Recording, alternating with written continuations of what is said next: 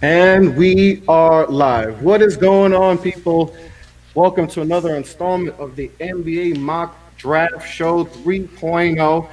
And I'm very excited to bring the show back. It took some time off, but we're back. We finally have a draft order, so now we can actually, we have the order set, so we can definitely get a better feel of where guys can go. So I'm excited. I have a great group of guys that are joining me. So before we get started, Noel, I just want to introduce everyone. First, I want to introduce someone who works with me and is a part of my network, the Off the Ball Network. I want to introduce Stephen Gillespie. Stephen, what's going on, my man? Hey, Chris, what's going on, man? Fellas, it's nice to work with you guys. Y'all are all new faces to me, so I'm excited to get some different opinions and different viewpoints on, the draft at large. And everybody watching and listening now or later, just appreciate the support. Yes, yes, yes. Next, I got Tobias Baz. Tobias, I've had you on the show before. I'm happy that you're on the Journalist Podcast or Guns Up Nation. What's going on, man? What's up, man? Doing well, man. Just out here trying to live. Yep. And I got Sam, I guess from Draft Dummies Podcast. Sam, happy to have you. First time guest on the show. Appreciate you coming on. You do great work with your show and all that. And, so what's going on? How's everything? Yeah, thanks so much for having me on. Excited, as always, to talk NBA draft. And yeah, I'm one of the co-hosts of the Draft Dummies show. We release a NBA draft episode of our podcast about, every week. So go ahead and give that a listen. And again, thanks for having me on. Appreciate it. No doubt, no doubt. And last, I got Derek Murray, Director of Scouting at Babcock Sports. Derek, what's going on, my man? I love your work, and I'm really happy that you're on the show, man. Hey, thank you very much. I appreciate you having me on. Happy to be here. You and Steven are new faces to me, but Sam and Tobias are actually buddies of mine. So this crew actually works really nicely. Awesome, I've hopped on a podcast, both these guys, so I'm looking forward to it. Yeah, all right. I'm excited. Like I said, you guys are definitely a great crew of talented evaluators. So, like I said, I'm happy to have you guys on. And before we get started, obviously we've had a long time for evaluating these guys. It feels like it's been years that we've been, looking at these guys. So, just like I said, before we get started, what's been the biggest thing with all this time to evaluate these guys, and have you noticed that you've probably overanalyzed some guys, and just talk about the process of all these months of being able to look at these guys, and now we finally have the order, we finally have when the draft's going to be. Just talk about that process, and all the time and all the work you put into evaluating these guys. Derek, you go first. Yeah, so this is arguably the most overanalyzed class in draft history. And, I've said before, it's nobody's fault. It's the nature of the times, the world we live in right now.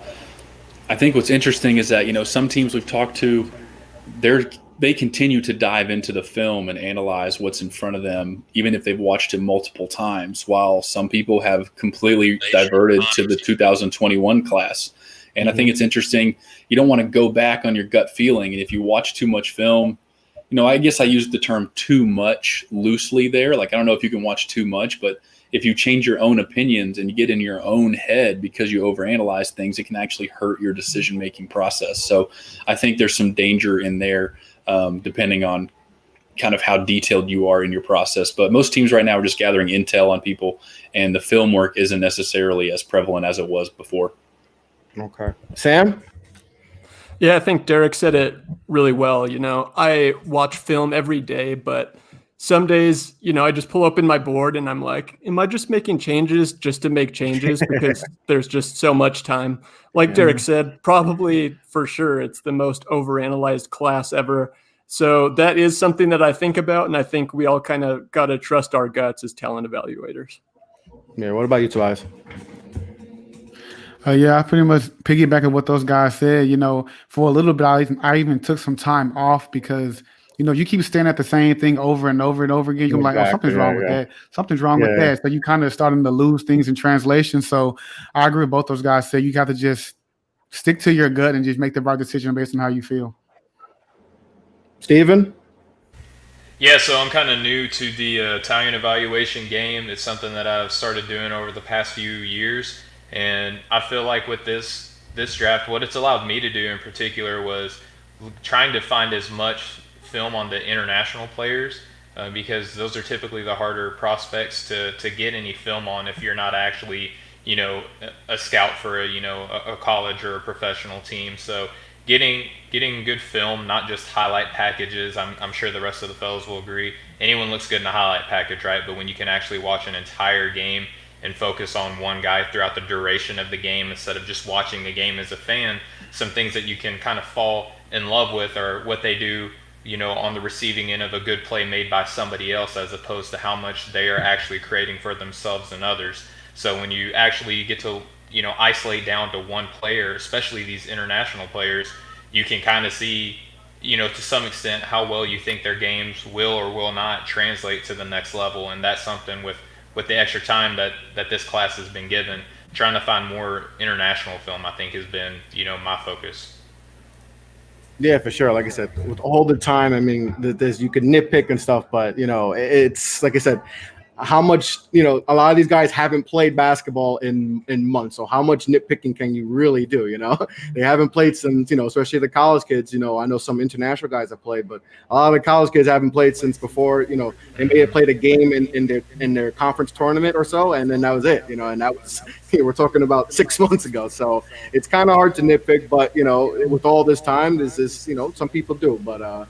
Like I said, this is definitely this is one of the weirdest years we've ever had, and this is definitely one of the definitely this draft is definitely one of the most craziest drafts that we have. So let's get started. Let's get started with the draft. So we all have the order set with teams that we're picking. So obviously, like I said, we know the draft order. We finally know who's picking where. So let's get that started and.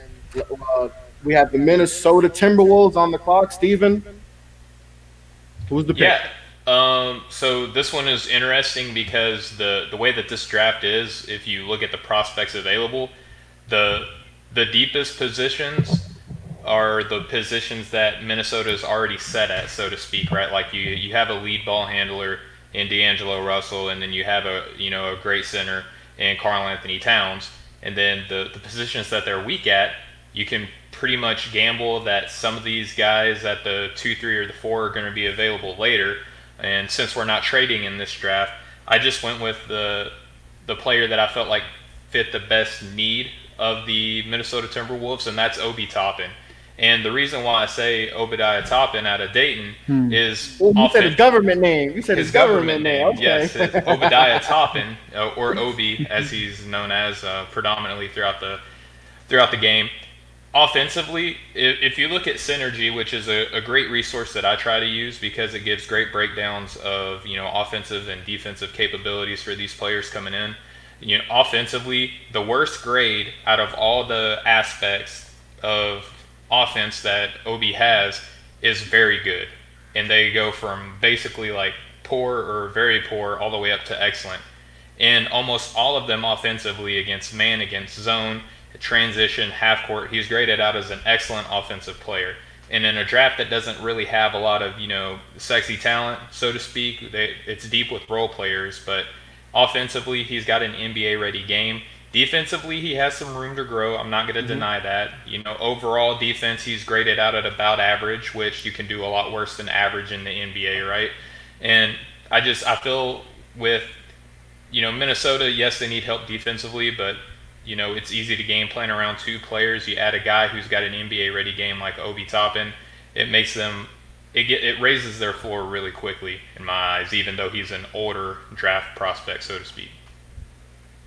Yeah, I mean, I kind of get crazy with people that bring his age, because saying he's an old player. I mean, 22. I mean, to say that's old. I mean, that's how young the league is. That we're talking about a 22-year-old being old, but. What do you guys feel about Obi Toppin, or real quick? Sam? He's an elite athlete. Go ahead.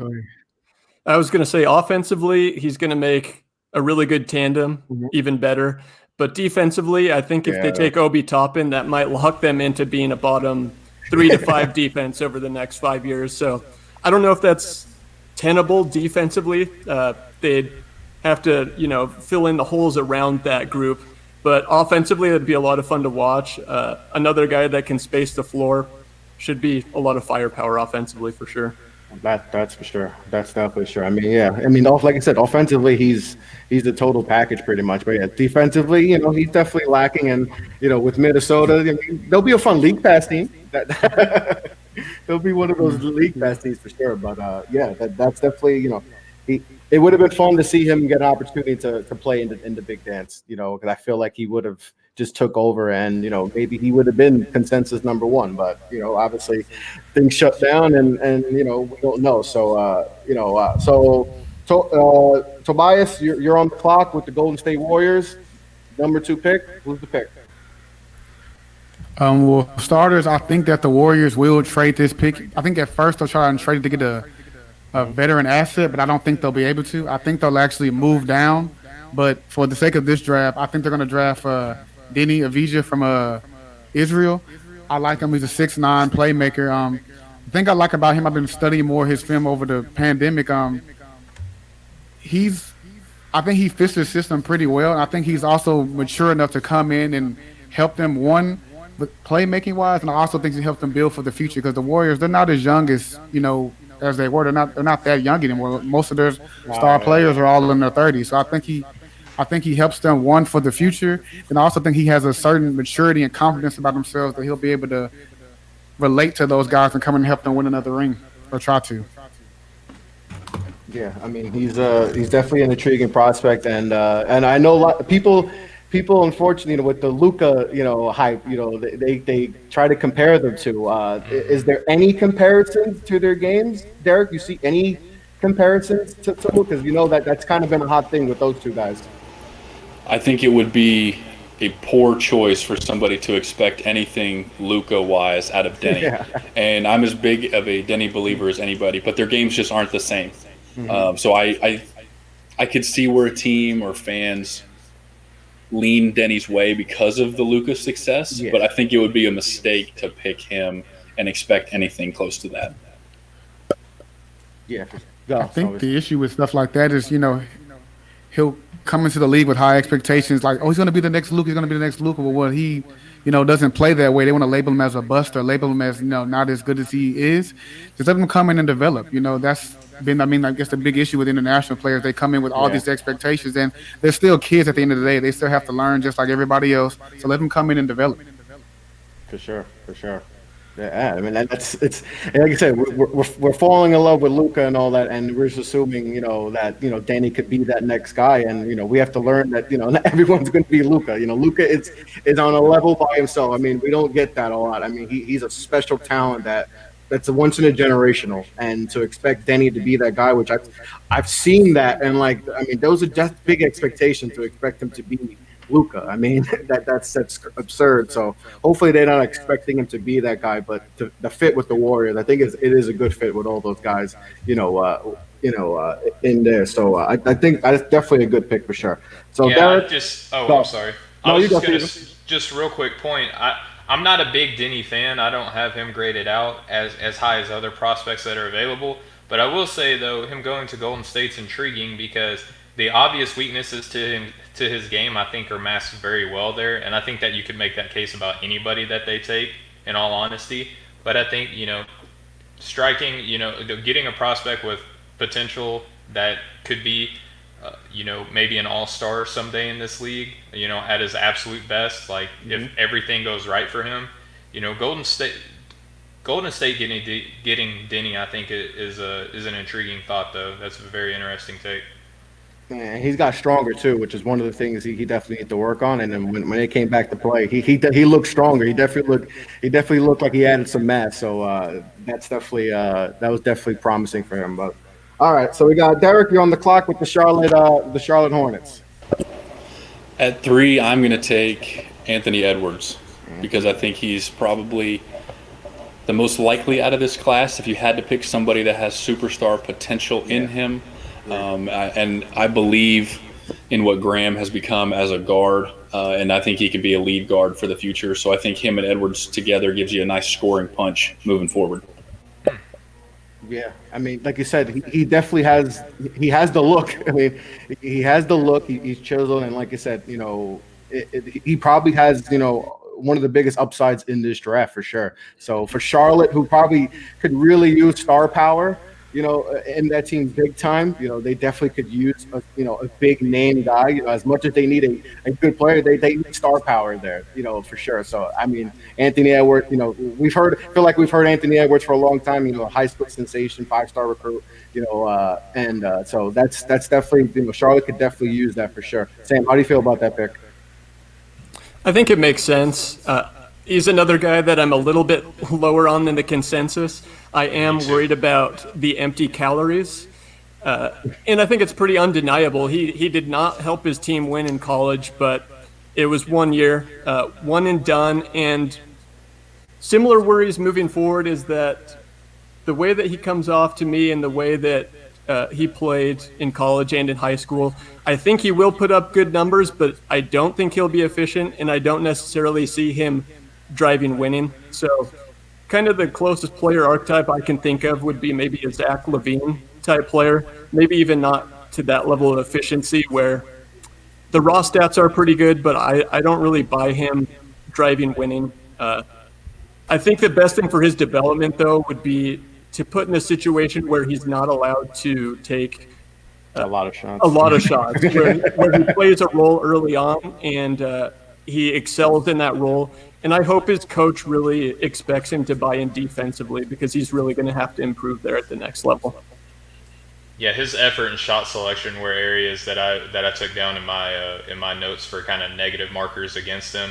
And I think that Michael Jordan has to get this pick right, because one, he hasn't drafted exceedingly well, so to speak. I mean, that's an understatement. They got the Kemba Walker pick right, and being a number 3 pick overall himself and turning into one of the best players, if not the best, to ever play the game. I think he's got to strike well on this pick. Yeah, they got to hit it because the talent's lacking for sure. Mm-hmm. Tobias? What I like about the pick from Derek, from him going to the Hornets is what you've been seeing in the NBA the last, I guess, really this year, teams are getting a lot more sexier with their lineups. They've been having 3 guards play at the same time. Yes. But I want to see if you'll see a Devontae Graham, Terry Rozier, and Anthony Edwards lined up on the floor at one time because a lot of teams are starting to do that. And, OKC does he that. can, buy into that. And yeah, for sure. I think it could work. Yeah, because like you said, I mean, OKC did it with Shea and Schroeder and Chris Paul. You see those, so those are high IQ players. That's the thing. Obviously, obviously, Yeah. But, they could definitely do something like that. For sure, I could definitely see them doing that. Well, the Hornets need some pop. They have no pop. Exactly, and that's why I think Anthony Edwards can definitely be that pop because, like you said, yes, he may be an inefficient scorer, but he could definitely bring some excitement there for sure. And that's, like I said, that's something they desperately need. Especially losing Kemba last year, they definitely need that for sure. So, all right, we got Chicago Bulls on the clock. Sam, who's the pick? Yeah, pretty easy pick for me. The number 1 player on my board is Killian Hayes, and it's pretty simple with him. To me, he brings the best combination of half-court creation for himself, half-court creation for others, and defense. I think defensively he's pretty severely underrated by just casual fans. I think he's going to be a really solid defender at the guard position. And I think he's one of the best live dribble passers in the class, can operate really well out of pick and roll, which is something that is pretty necessary in today's NBA. And he flashed also a lot of just high-end self-creation in terms of step backs and pull-up threes. I think he translates really well to the NBA, and he's my number 1 player. Yeah, I love Killian. He's number 2 on my board. I love Killian Hayes. I just think he's such a smooth player. He's definitely one of my favorite players in this draft for sure. All right. Let's all right, so I'm on the clock. I got Cleveland, the Cavaliers. I'm going to take James Wiseman here. Obviously didn't play much this year. Only played 3 games, I believe, and not against a lot of good competition. But to me, the raw talent of him, and like I said, Cleveland's another team that needs some pop too. And I think adding him, along with the draft picks they've had, Sexton and Garland, he's such a specimen, and I think his game could definitely he could definitely add a jump shot here and develop his perimeter game too, along with the interior. And I just think he's someone they just can't pass up on. With that upside potential. To me, that's the pick for me. I'm going to go James Wiseman here for Cleveland. Yeah, to me he's got a lot of Chris Bosh in his game. A lot of young Chris Bosh, and I know that there hasn't been a lot of film on him, but if you look at his touch around the basket, his athleticism, he's very fluid on offense, and he's got the capability to improve defensively like Bosh did coming into the NBA. He didn't come in as a super strong defender, but over time he developed into a very capable one. And I think Wiseman, with him being so heavily recruited, coming out of high school, Memphis did well in recruiting him, and we only saw him play 3 games. Only one of them were against notable and only one of them was against notable competition, so to speak. But still in 3 games, averaging 20 and 10, and several blocks. I mean, he's a guy that I think if he goes to Cleveland, he's going to be handed the keys, and that may be something good for his development.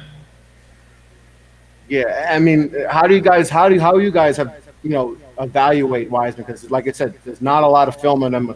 I mean, we can only watch so much high school film of him, blocking, everyone's shot. So how do you evaluate him with absolutely, like I said, 3 games on film, and not against like I said, I think 2 games against subpar competition. So how tough has it been to evaluate Wiseman? Derek? I think the mystery with him will. Oh, go ahead. Go ahead, Tobias. Go ahead. Oh, well, I think the mystery with him is going to make him a lot more attractive. Remember a few years ago, Zach LaVine, he didn't start that many games, but the mystery of what he could become was, sexy to teams, and they ain't picking him in a lottery. I think the same thing could happen with Wiseman. He's long, super athletic. He's a rim runner. I think that will excite teams, and that mystery of, he could be like this will make him a top 5, top 7 pick. Yeah, for sure. What about you, Derek? I think he gets miscast a lot as some really poor feel, really poor IQ player. Like, there are obvious holes in his game, but you're going to be hard-pressed to find a 19-year-old that doesn't have holes in his game. Exactly. He's got a 4.3 GPA, fluent in Mandarin as well. And I just like that speaks to his intelligence. He's a really intelligent kid. My one thing with the fit to Cleveland, I think it was Sam I actually told, Kevin Love and Andre Drummond are represented by the same agency. And what I think you can get into some trouble with if you pick him to Cleveland is not only do you have a cluster of centers, you have a cluster of centers wanting playing time from the same agency. So I think you only pick him there if you have a suitor or a trade ready for either Drummond or Love. I think that's what my process was, that eventually one of those, whether it's Love or Drummond, I think one of them will go for sure. Right. And if Drummond is a 1-year thing because he's going to opt in and then you let him walk or you move him, then at that point, Love and Wiseman aren't necessarily competing for playing time, and it's probably not a huge issue. But it's something to monitor for sure. Yeah, and if you have him as your best available player, like a lot of people do, right? Like I'm in that group. And to me, if you have him as your best available at Cleveland, like that's where you go if you're Cleveland, because they don't have a clear-cut identity, right? And even though that you're right, Derek, there are inherent risks there. But if you can get what you think is the best available player at 5th, you kind of take that and you work out whatever risk or chances that come along with that. Yeah, for sure. And like I said, how do you feel about him, Sam? I like James Wiseman. I would note that he's my number 2 center. I prefer Onyeka Okongwu if I were to go big there. But I do like him. His measurables are awesome. He's huge. It's tough to trust any measurements until we get to the actual combine, if that does happen, because there have been different measurements for him. But if you look at Memphis recorded, that would make him the second largest standing reach in the NBA behind Rudy Gobert. So he's got the tools defensively to make a huge impact, and I think that's where he's going to derive most of his value in the NBA. All right, so we got the Atlanta Hawks on the clock. Steven, who's the pick? Yeah, and to me, this is kind of similar to what I was just speaking about with Cleveland. Atlanta is in no position really to kind of be picky with, best positional need or things like that. And to me, the best available prospect right now is LaMelo Ball. And I actually kind of, the more I think about it, I think that this makes a lot of sense for Atlanta if they can take this pick, because you have a superstar in Trae Young already. I mean, I have him all NBA third team right now based off of everything that I've seen this season. I think that, All Star was very much deserved for this year. And if you look at the strengths of Trae Young, they kind of make up for the weaknesses, at least offensively, that you would be getting with LaMelo Ball. There is no, there's no Marcus Smart in this draft. There's no Tony Allen in this draft. So defensively, if you're Atlanta, like, yes, there are other available prospects that can probably fill that defensive need, but you just picked up DeAndre Hunter and Cam Reddish in previous draft picks, right? And so if you bring in LaMelo Ball, you got a guy who can make everybody's life easier on the offensive end, and you give Trae Young kind of that Steph Curry look a little bit almost, right, where he doesn't have to do everything on ball. Now he's got a guy that can make his off-ball life a whole lot easier, and he's not going to be a guy that you bring in that's going to demand X amount of shots. He's going to get in where he fits in offensively, and you just hope that he can fill out that 6'7" frame, and even spell Trae Young a little bit on the offensive end when he's on the bench. You can have him in as your lead guard. So that's who I go with if I'm Atlanta. I go with LaMelo Ball. Yeah, it feels like with LaMelo, like he's been around forever. Yeah. He's definitely been, I feel like, since his freshman year. He's just been around forever. Do you guys worry about anything with his shot selection and his shooting form and all that, and any of the off the court stuff? Does that worry any of you guys? Sam? I'm worried Off about the a court, couple no. of things. No, that doesn't bug me at all. Okay. Yeah, agreed. Not worried about the off the court stuff. I am worried about the jump shot. It's pretty erratic right now. Shot terribly last year. I'm kind of in the camp that I would hope he would kind of remake his jump shot. I don't know that it's going to be that consistent shooting it the way he does right now. But you talked about the pairing of Trae Young and him in the backcourt. Defensively, it's going to be a rough pairing. Understand. Yeah. Yeah, Just you're not. But if he's number one on your board, you're Atlanta. You're in a position where you take the best player available. So I agree there.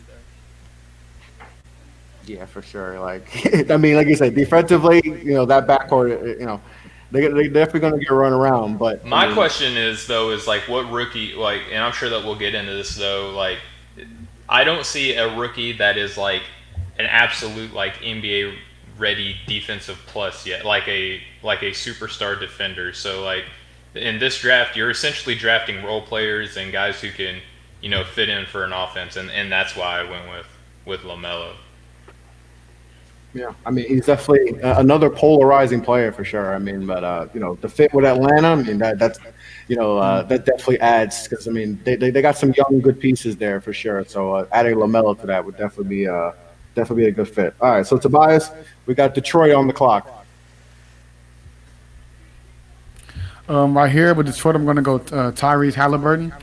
I think that he kind of fits with the Dwayne Casey's had in the Raptors before, because he on this Pistons team, he doesn't really have any Dwayne Casey-like players.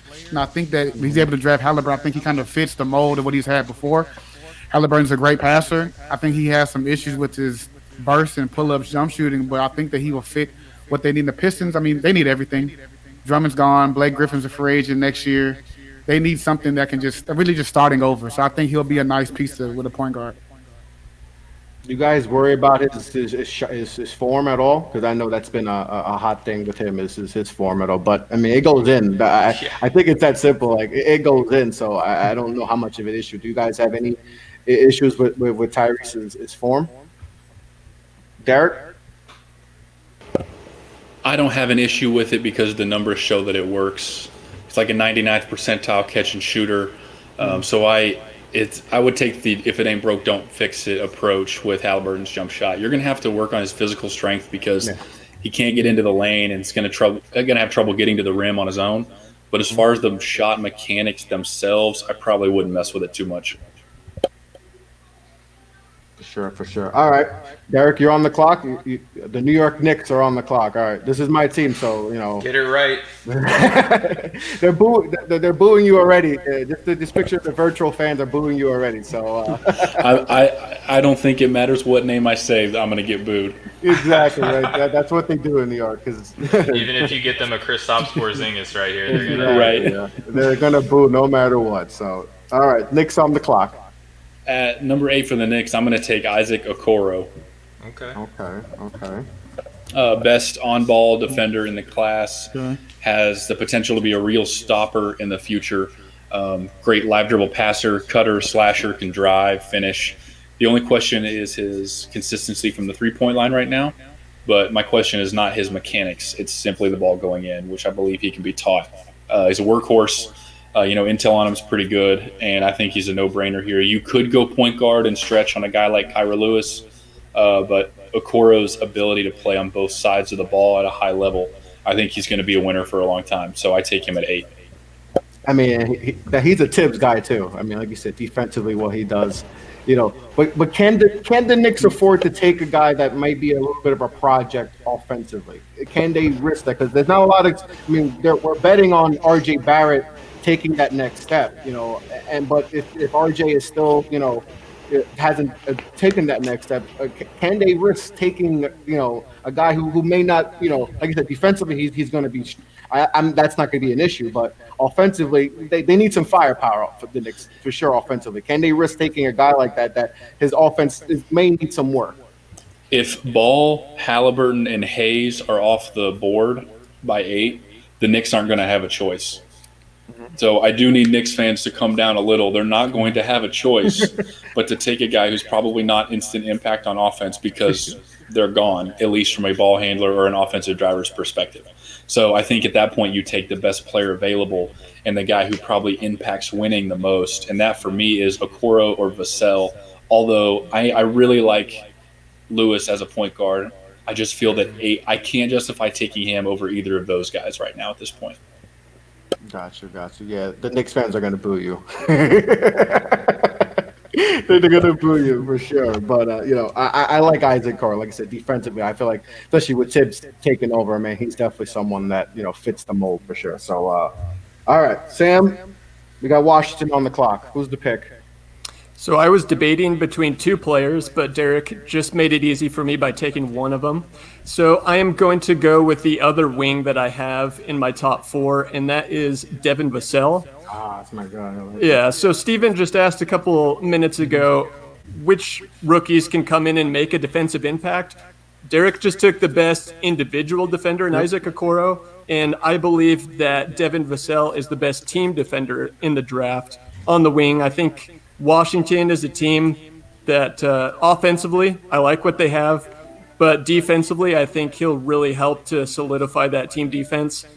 And he's a great shooter, and I think his development trajectory is a bit underrated too. I think his ceiling is higher than some people anticipate.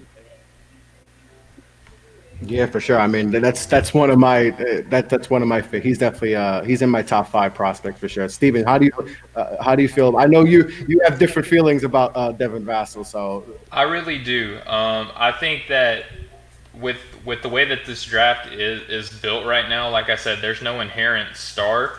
So I think people are kind of looking for, because like defense, I feel like we're all roughly in the same age group, right? So like, it's really fun to like fall in love with the defensive minded guy, right? And in a draft like this, I don't feel like there is a guy that is that elite level defender, and that includes Devin Vassell. I think that there are aspects of his game defensively that you could like, but to me, he doesn't stand out as a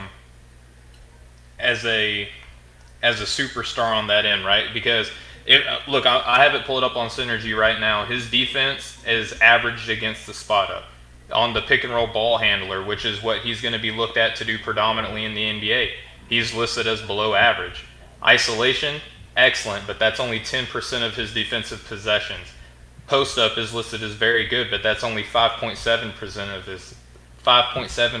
of his possessions. Excuse me, there's a lot of P's there. And then handoff, there's 5.7%. So if you look at where he was what he's going to be defending a lot in the NBA and what he did in college, spotting up, there's going to be a lot of that at his position, right? And he's listed as average there. Pick and roll ball handler, he's going to be probably asked, since he's labeled as being this defensive stopper, that's going to be something that he's asked to do a lot, and he's listed as below average there based off of Synergy, sports science. And this is a program that, NBA front offices, executives, scouts, all of them, they use this as part of their assessment. So, this is not just like a one-off little thing. I am not as high on him. I get that there is a theory, and if everything goes, if he hits on everything the way that he's supposed to, sure, he could be, maybe like a Robert Covington type of defender in my eyes. But to me, like labeling him that high, and I've seen him listed as possibly being a top 5 draft pick, like to me, that's like way too high for this guy. I have a question for you. Mm-hmm. I have a quick question.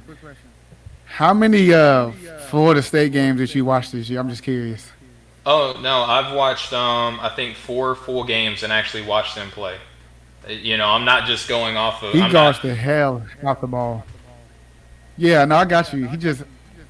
To me, I have a different view on him. I think he guards the hell out of the ball, and I mean, good Lord, he's everywhere. Go gadget arm. He's throwing. He's blocking shots. He's getting tips. He's doing everything. This guy, I think he's. If any issue I don't have with him is definitely going to be on defense.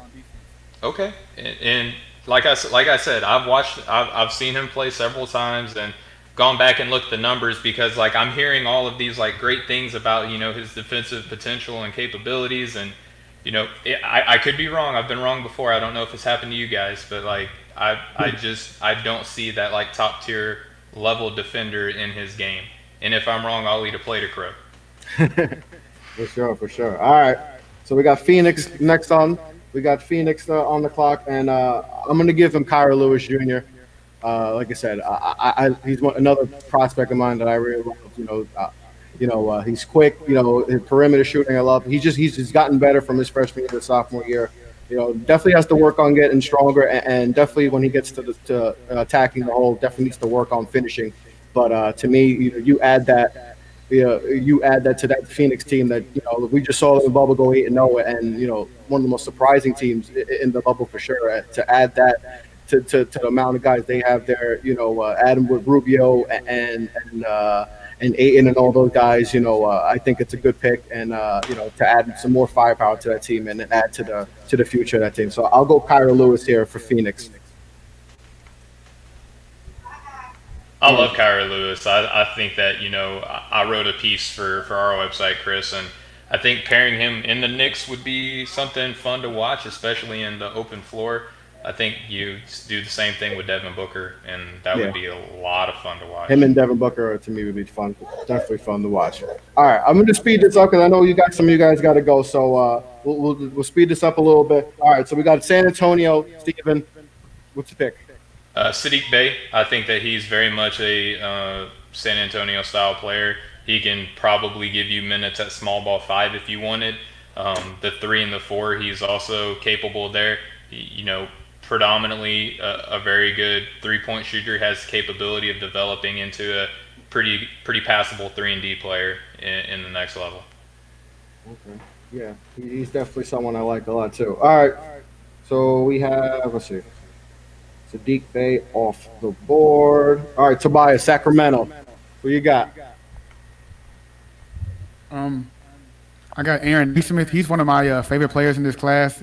This guy, I mean, every time he shoots it, you think it's going in. He really shoots the hell out the ball. He averages 23 points a game. I think concerns are his on defense. On ball defense, he does some issues, but I'm still a smart team defender in my. I think that he's always in the right spot. He's able to off the ball and get long arms and get skills. Also with the Kings, Derek talked about this in one of my shows that Bud's always in some talk every year. That if they do the move Buddy Hill, this would be a good replacement for him to come in there and fill a similar type role. Yeah, for sure. All right, Derek, New Orleans. With New Orleans, I'm not going to go with fit at all. I think they're still in a place where it's just rack up as much talent and best players available as you can. And I'm going to take Okongwu because he's still on the board. Yeah, Yeah, he's definitely the best player available for sure. And to add that to with Zion and the boys, I mean that the defense could definitely be improved on there. All right, Sam, we got the Boston Celtics. I love this pick for Boston because they can take a shot here. So I am going to go with Alexei Pokusevsky. To me, he has probably the highest ceiling in the entire draft. Top 5 player on my board. I love him. You don't find guys that big that can move that smoothly with that So skill smooth, level. yeah. Very fluid. It's just so unique. And then you combine that with the confidence in the IQ and feel that he has. It's so rare. So the Celtics are in a position with 3 picks and already such a good roster that they can take a real shot at a high ceiling player here. Yeah, and like I said, they could take the risk with this, and they don't have to rush him and all that. So Boston.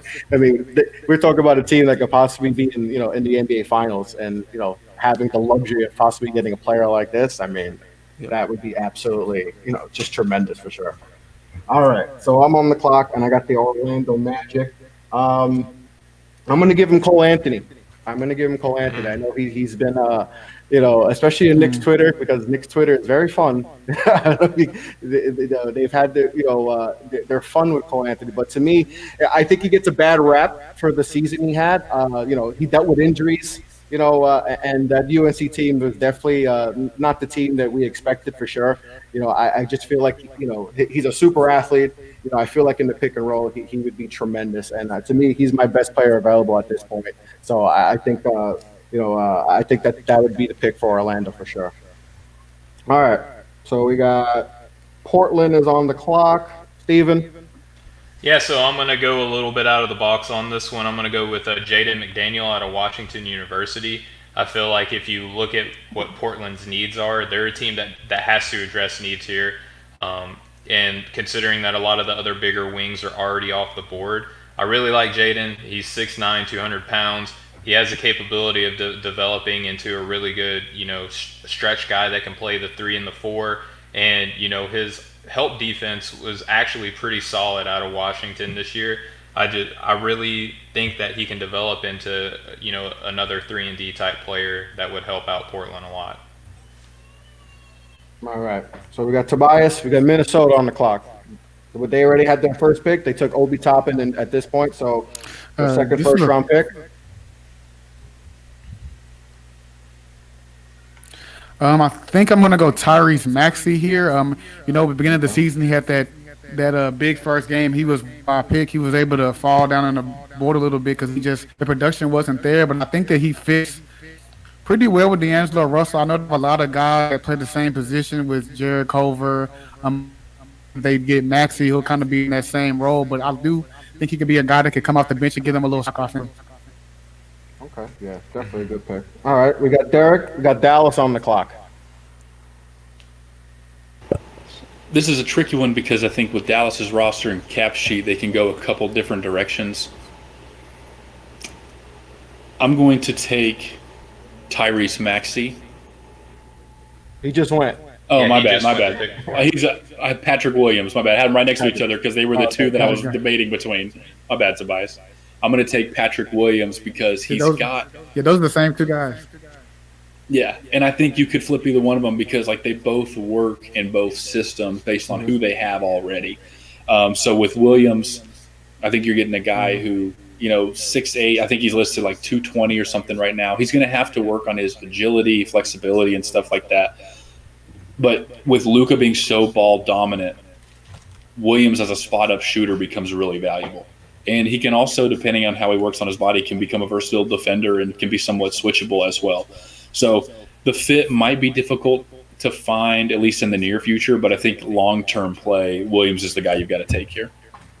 Yeah, and a part of that Florida State defense that was just suffocating guys last year. So, that's definitely a good pick for Dallas for sure, who could use another defender like that. All right. So Patrick Williams off the board. Sam, we got the Brooklyn Nets on the clock. This is a guy who probably won't quite go this high on draft night, but he's one of my guys in this draft, and I think Brooklyn is going to be looking to win in the next couple of years. So I'm going to take Malachi Flynn.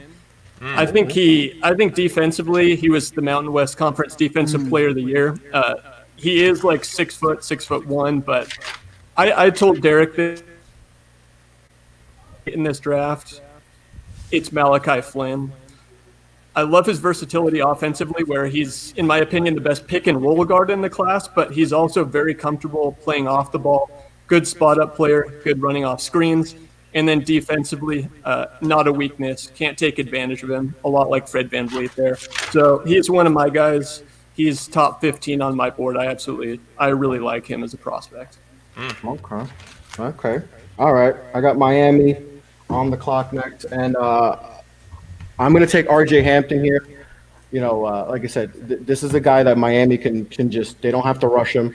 Like I said, his potential is off the charts. His burst. I love his first step is just absolutely. It's incredible, and he's so fast. He's so he can move, and I feel like if they can help, if there's anyone that can help develop the rest of his game, it's down in Miami for sure with Pat Riley and Spo, what they do down there, and they can help.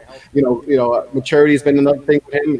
If you're going to learn how to mature up, it's definitely going to be with Jimmy and those guys down there. They'll shape him up. The kid has a lot of talent, and he has the talent to be even a higher pick. The talent is there. We haven't seen it, but if there's a place that can definitely put him in shape and get the most out of him, because he's super talented. His first step might be the best first step out of everyone in this draft. It's just tremendous. So I think Miami, like I said, and they also have the ability to just let him grow. And so I think RJ Hampton here is the pick for me. All right, Steven, we got the Philadelphia 76ers. All right, and Chris, I'm super high on this guy. I didn't pick him yet because I had a feeling he would be available, and it's a big team need. I think Cassius Winston out of Michigan State would be a phenomenal pick here. He's a very good offensive talent. He's good on ball, off the ball, can run the pick and roll, can spot up. Defensively, this works well because this is a very defensive-minded team. There's a lot of size around him, even though I feel like he's going to be a capable, on-ball defender, probably not an elite, but definitely passable. Going to Philadelphia makes a lot of sense in my eyes, and he's a guy that can take pressure off of Ben Simmons, having to make all the plays on the offensive end. Yeah, for sure. I'm a smart player, for sure. All right, Tobias, Denver Nuggets. Well, thank you to Steven, Derek, and Sam. Y'all all took the three players I want to pick here. I wanted to get a little weird because the Nuggets are weird. They like to draft a bunch of weird, long-arm players, but all of them are gone. So I want to pick Josh Green from Arizona. I love Josh so this Green. summer, Jeremy Grant's a free agent. Torrey Craig is a free agent. So I think that if they cannot bring back both of those guys, if not one, I think Josh Green could come in and fit. He's a very good defender. He's shown the capability to make the three-point shot at a pretty decent rate. So I like the fit at Denver, especially. I think this is a good value pick for where they're picking at as well. Yeah, no doubt. I like him a lot, man. I like Josh Green a lot. Yeah, definitely a 3-and-D guy for sure. Yeah, he would fit right in with Denver. All right, Derek, Utah Jazz. With Utah, I'm going to take Isaiah Stewart. Washington guy. Okay. I think they need a backup big. They really need to address the point guard position, but there's no one on the board at the point guard position that I feel I need to reach for with Isaiah Stewart and even some of the other bigs still there. So Stewart's my guy. Okay. All right, Sam, the Milwaukee Bucks. They got to hit on this because Giannis is getting. It's not looking good. Yeah, man. They got to make sure they figure out how to keep Giannis there. So they got to hit on everything this offseason. Yeah, I like this pick in the short term. That's Elijah Hughes, where he's a pretty big wing, plug and play. He can play right away in the playoffs. At Syracuse, he was asked to do probably too much, heavy isolation guy, but I think he can take a little bit of the burden. He can take a little of the burden off Giannis if need be, but capable spot-up guy, good defender, plug-and-play wing right away in the NBA. Yeah. All right. I got OKC. I'm going to go Jalen Smith here out of Maryland. He's definitely coming like rise. Yeah. He's definitely rising. They need to upgrade. They need a rim protector. I don't know if if Aquaman is that guy. He didn't really block many shots. They need someone who's going to be able to block shots, and I think Jalen Smith could definitely help them out in that aspect. So I'm going to go Jalen Smith there.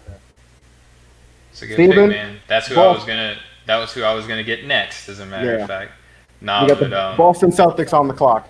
So Boston is a team that I'm slowly, just falling in love with. I'm from Arkansas. I have no reason to like the Boston Celtics other than they're just a great team, and I love Brad Stevens. I think Paul Reed out of DePaul would be a great fit here if Jalen Smith is not available. He's 6'9", 220, averaged a double-double in school. He 50% from the field, 30% from deep, 74% from the line. So there is a little bit of hope that he can expand his range. I just think he's not great at one particular skill, but he just feels like a Boston guy because he can do a little bit of everything and give them a little bit of edge defensively. Yeah, for sure, especially defensively. So, all right, Tobias, you got the Knicks, man. Who we got at 27? I'm gonna give you guys a Devon Dotson. I like him here. Super quick, super fast point guard, finishes well around the rim. I think you guys, y'all need a lot of stuff right now, but I think a point guard is where y'all can start. Come on, man. So I think Devon Dotson will be a good pick here. I mean, I think he could be a long-term starter, especially if Nikina and the guys you have on the roster don't pan out.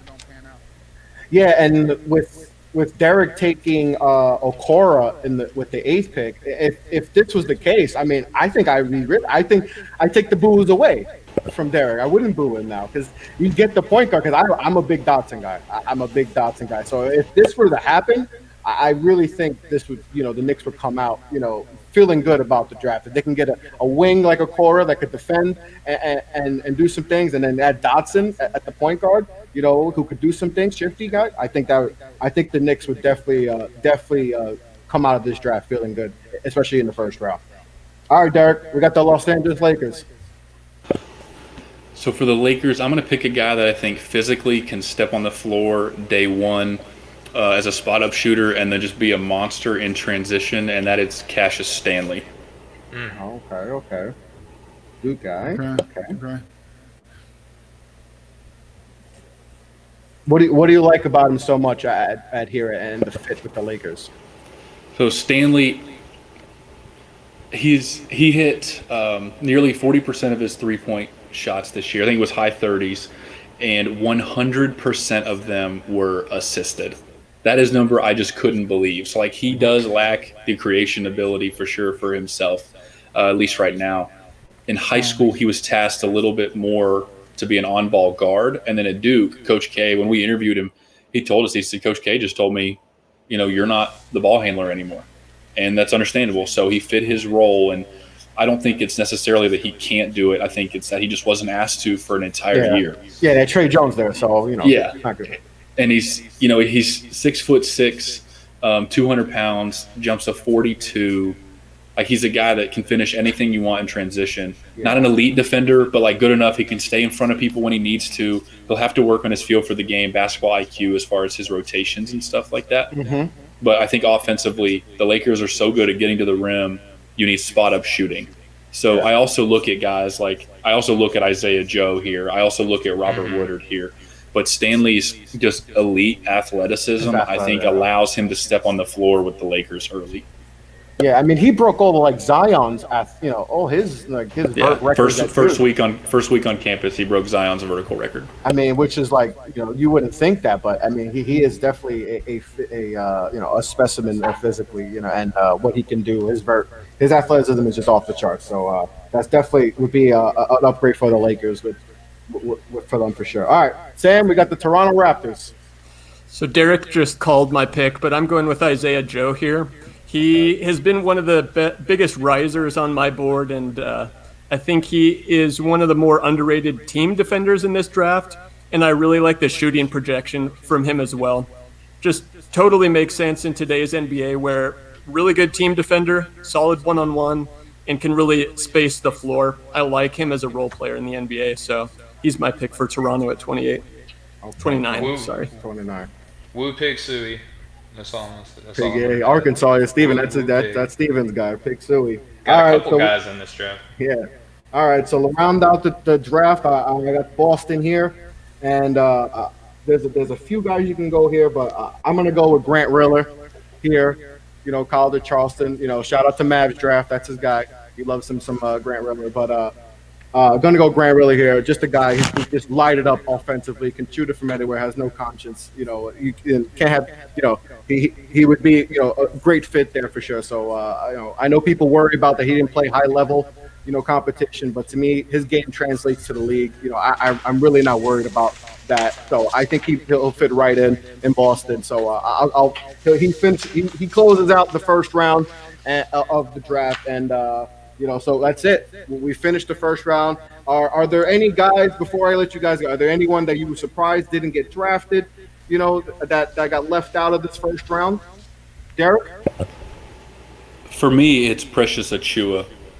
I think he'll be a mid-first round guy, but I understand the people who have hesitations about him. I totally get it. Mm-hmm. It's also going to be a fit need for where he goes as well, kind of like a rim-running small ball five, an energy big. Some teams already have those, so I understand like why he didn't go in the first. It makes sense, but he's probably the name that sticks out the most.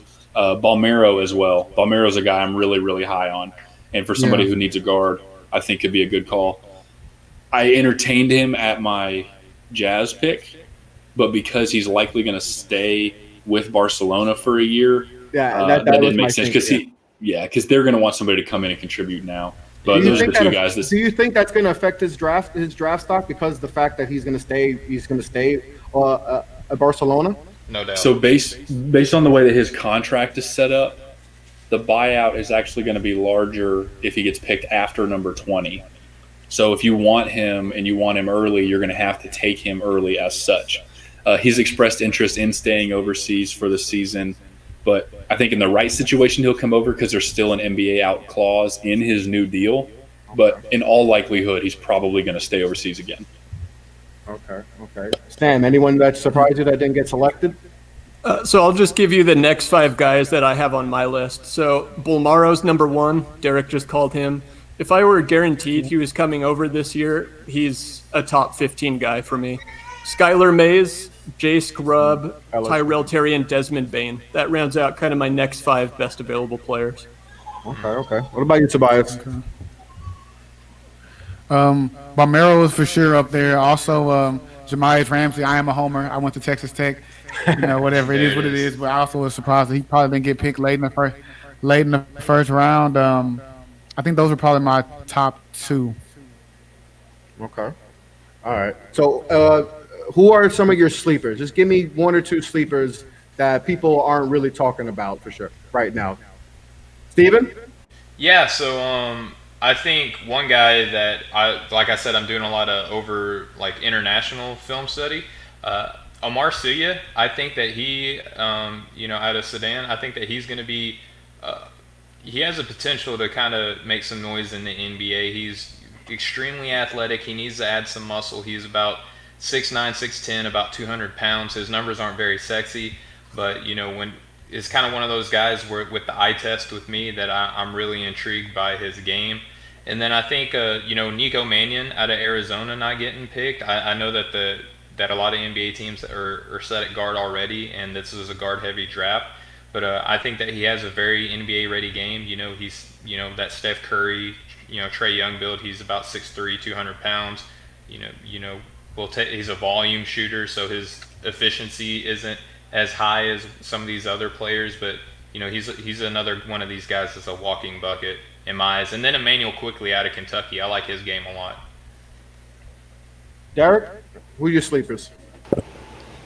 So I think a guy not getting enough respect right now is Elijah Hughes, who Sam did actually take in the first. I think he's one to keep an eye on. I also think Jay Scrubb.